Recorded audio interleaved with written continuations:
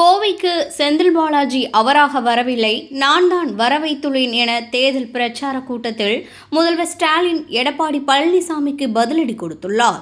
கோவை மாவட்டம் மேட்டுப்பாளையம் அருகே உள்ள தென் திருப்பதி நால்ரோடு பகுதியில் மதச்சார்பற்ற கூட்டணிகளின் கட்சி வேட்பாளர்களை ஆதரித்து முதல்வர் மு.க.ஸ்டாலின் மற்றும் பீகார் எதிர்க்கட்சித் தலைவர் தேஜஸ்வி யாதவ் தேர்தல் பிரச்சாரம் மேற்கொண்டார். மேட்டுப்பாளையம் சட்டமன்ற தொகுதியில் போட்டியிடும் கவிதா கல்யாணசுந்தரம் மற்றும் நீலகிரி மாவட்ட வேட்பாளருக்கு ஆதரவாக முதல்வர் பிரச்சாரம் செய்தார். அப்போது பேசிய அவர், தமிழகத்தில் திராவிட மாடல் ஆட்சியில் மகளிர் உரிமை தொகை, புதுமை பெண் திட்டம், விடியல் பயணம் உள்ளிட்ட பல்வேறு மக்கள் நலத்திட்டங்கள் செயல்படுத்தப்பட்டுள்ளன.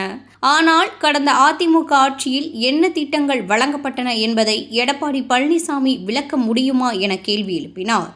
மேலும் செந்தில் பாலாஜிக்கு கரூரில் ஆதரவு இல்லை என்பதால் கோவைக்கு வந்துள்ளார் என குற்றம் சாட்டப்படுகிறது. ஆனால் அவர் தனியாக வரவில்லை, நான் தான் அவரை கோவைக்கு கொண்டு வந்தேன் என எடப்பாடி பழனிசாமிக்கு பதிலளித்தார். கடந்த தேர்தலில் நடந்த தவறுகள் இந்த முறை நடைபெறாது என்றும் உறுதியளித்தார். கோவை மாவட்டத்தின் 10 தொகுதிகளிலும் நாங்கள் வெற்றி பெறுவோம் என்றும், நாடாளுமன்ற தேர்தலில் பெற்ற வெற்றியைப் போலவே சட்டமன்ற தேர்தலிலும் வெற்றி பெறுவோம் என நம்பிக்கை தெரிவித்தார். அத்துடன் கோவையில் தேசிய அளவிலான கிரிக்கெட் மைதானம் அமைக்கும் பணிகள் நடைபெற்று வருகின்றன. ஆனால் மத்திய அரசு கோவைக்கு மெட்ரோ திட்டம் வழங்க மறுக்கிறது என்றும், கடந்த அதிமுக ஆட்சியில் கோவை மாநகராட்சியில் பல்வேறு ஊழல்கள் நடைபெற்றன. இதையெல்லாம் கருத்தில் கொண்டு மக்கள் வாக்களிக்க வேண்டும் என வாக்காளர்களை கேட்டுக்கொண்டார். சொல்றதுக்கு ரீசெண்டா கோவைக்கு என்ன பேசியிருக்காங்க தெரியுமா? கரூர் மக்கள் செந்தில் பாலாஜியை புறக்கணித்த காரணத்தினால அவர் கோவை தெற்கு தொகுதிக்கு வந்து போட்டியிடுகிறார் என்று மிஸ்டர் பழனிசாமி பேசியிருக்கிறார். மிஸ்டர் பழனிசாமி, செந்தில் பாலாஜி அவராக கோவைக்கு வரல, நான் தான் வர வச்சிருக்கிறேன். கரூர்ல கழகத்தின் வெற்றி கன்ஃபார்ம், கோவையிலும் வெற்றியை கன்ஃபார்ம் பண்ண சொல்லி நான் தான் அவருக்கு கோவையில டியூட்டி போட்டிருக்கேன். 2024 தேர்தலில் பார்த்தீங்களா? இல்லை பார்த்தீங்களா? 2024 நாடாளுமன்ற தேர்தல் என்ன ஆச்சு? செந்தில் பாலாஜி வந்தார், உழைச்சார், வெற்றியை உறுதி செஞ்சார்ல. இதனால்தான் பழனிசாமி இப்போ பயந்த சாமியா பிளப்பிட்டு இருக்கிறாரு. கோவையில் 2021 ஆண்டு நடந்தது நிச்சயமா இந்த முறை நடக்காது. கோவையில் முழுக்க இந்த முறை நாம தான் ஜெயிப்போம், நாங்கள் மட்டும்தான் ஜெயிப்போம். பழனிசாமி இருக்கிற அமைச்சர் வேலுமணி கோவை மாநகராட்சியை சூறையாடினார். உள்ளாட்சித்துறை அமைச்சராக இருந்தபோது எஸ்பி வேலுமணியை ஊழலாட்சித்துறை அமைச்சர்னு எல்லாரும் சொன்னாங்க. தொட்டதெல்லாம் ஊழல் தான். லஞ்ச ஒழிப்புத்துறை வழக்கு பதிவு செஞ்சிருக்கு. பழனிசாமியோட தன்னோட சம்பந்திக்கு டெண்டர்கள் எல்லாம் வாரி வாரி வழங்கினார். வேலுமணி தன்னுடைய குடும்பத்துக்கே வழங்கினார். பல பேருக்கு துரோகம் பண்ணிட்டு வேட்டு வச்ச பழனிசாமிக்கு வேட்டு வைக்க போறாரு. யாரு? இந்த ஸ்பை வேலுமணி தான்.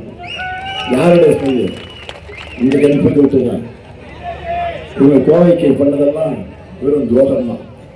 தென்னிந்தியாவுடைய மான்செஸ்டர் கோயம்புத்தூர், ஆளே இல்லாத கடையில் டீ ஆத்துற மாதிரி வடக்கில் சின்ன சின்ன ஊரெல்லாம் மெட்ரோ ஆரம்பிச்சிருக்கிறாங்க.